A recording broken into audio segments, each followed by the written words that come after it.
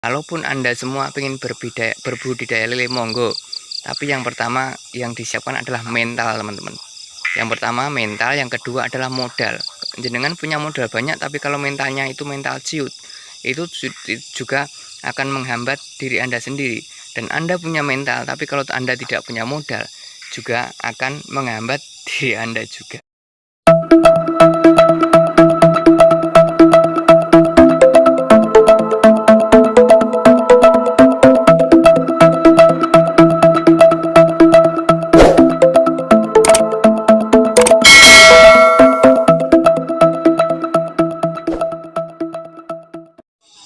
Assalamualaikum warahmatullahi wabarakatuh. Welcome back to my channel. Kembali lagi dengan channel Dunia Informasi dan Inspirasi, tentunya masih di Anafis TV. Oke teman-teman, sahabat semua, ini agendanya adalah cek kolam teman-teman. Dan ini mau saya bersihkan besok. Itu yang sebagian ada bekas pemijahan kemarin teman-teman. Dan alhamdulillah sudah ada yang menetas dan ini mulai membaik.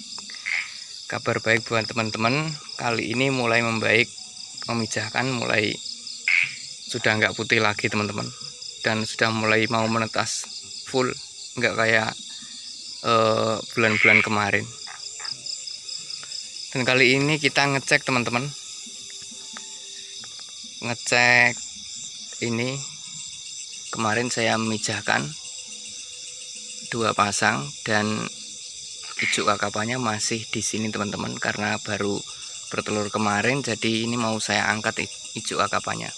Terlambat nggak apa, karena ini teman-teman jarang yang putih, hampir nggak ada yang putih, jadi saya biarkan beberapa hari nggak apa-apa.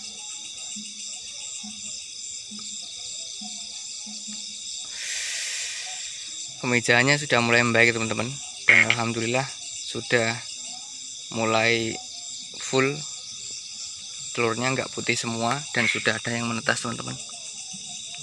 Ini sudah menetas semua, dan kalaupun saya video nggak begitu kelihatan, belum begitu kelihatan teman-teman larvanya. Nanti mungkin kalau sudah nyacing 3 hari atau 4 hari baru kelihatan. Jadi kabar baik buat teman-teman pemijah, setelah beberapa bulan kemarin kita susah memijahkan, alhamdulillah kali ini sudah mulai membaik. Karena udah 2 hari ini di tempat saya hujan teman-teman, jadi mungkin cuacanya udah nggak kayak kemarin-kemarin. Dan semoga aja ini bisa full panen sampai nanti benihnya ke tempat petani-petani teman-teman. Dan kebetulan lahan cacing sutra saya juga sudah merah merona, ndak saya panen beberapa minggu teman-teman, karena juga nggak punya pijahan.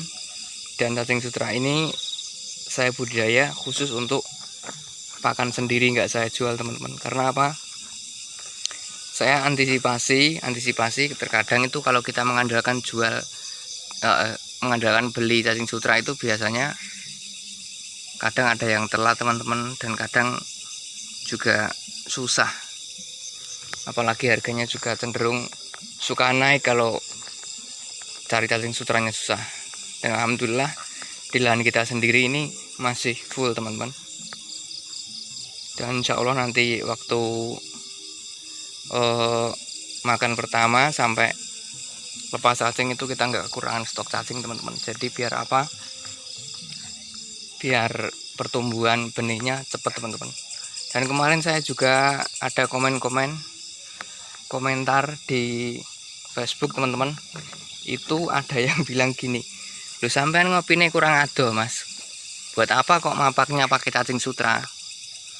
Karena gini teman-teman, sudah semua teman-teman pasti tahu lah, cacing sutra itu proteinnya 65% teman-teman.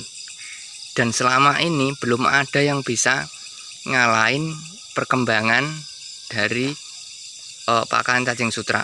Contohnya pakai mem lah, pakai apa, itu perkembangannya tetap mundur teman-teman, dan pertumbuhannya lambat. Jadi yang paling cepat itu pertumbuhannya apabila benih dikasih cacing sutra ataupun kutu air teman-teman, itu lebih cepat karena proteinnya sudah jelas sekali dan pakan alami juga teman-teman. Ini cacing kita teman-teman, kelihatan merah merona di malam hari, full. Jadi buat teman-teman pemijah, ndak usah terprovokasi dengan yang namanya pakan waktu awal menetas, atau istilahnya kalau kita menamai itu mapak teman-teman. Dari 3 hari makan sampai 12 hari itu jangan terprovokasi dikasih ini itu dan lain sebagainya teman-teman. Cukup dengan cacing sutra saja itu sudah mempercepat pertumbuhannya teman-teman. Jadi di dunia lele itu semua kita nggak ada yang pintar teman-teman. Semuanya istilahnya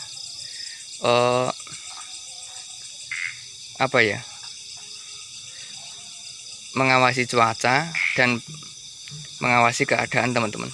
Jadi di dunia lele itu kadang di tempat saya merasa paling jago, tapi di tempat kalian belum tentu saya jago, karena beda daerah itu biasanya beda suhu air, beda suhu cuaca, dan beda kandungan air juga, dan perawatan ke lele ataupun benih itu pun juga beda teman-teman.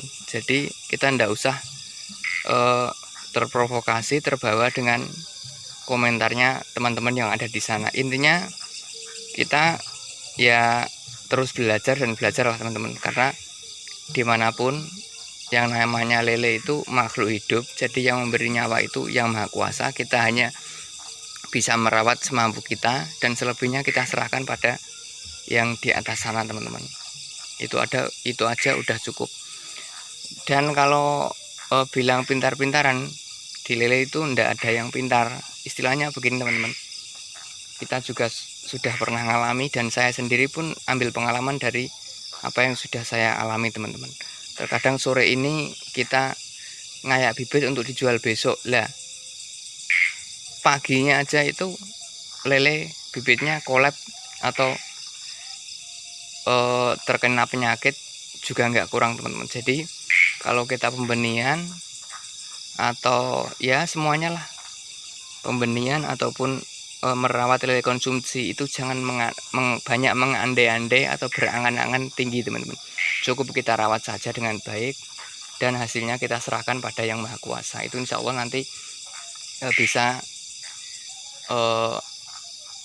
mendapatkan hasil yang baik juga. Tapi sebelum kita panen dengan pasti kita sudah berangan-angan, sudah berandai-andai. Apalagi banyak teman-teman di luar sana yang terutama yang berkomentar kepada Anafis TV teman-teman, berandai-andai begini begitu. Ingat, kita ini budidaya lele yang bernyawa. Jadi kita nggak bisa ngasih nyawa dan nggak bisa ngasih kepastian apakah lele itu sudah pasti bisa kita panen ataupun sudah pasti tidak terkena kendala. Makanya biasanya saya membalas komentar pada komentar teman-teman itu, ya mungkin banyak orang yang mengira kalau komentar saya pedas. Sebenarnya bukan pedas teman-teman, tapi itu fakta dan real, kenyataan bahwasanya budidaya lele itu tidak semudah yang kita bayangkan.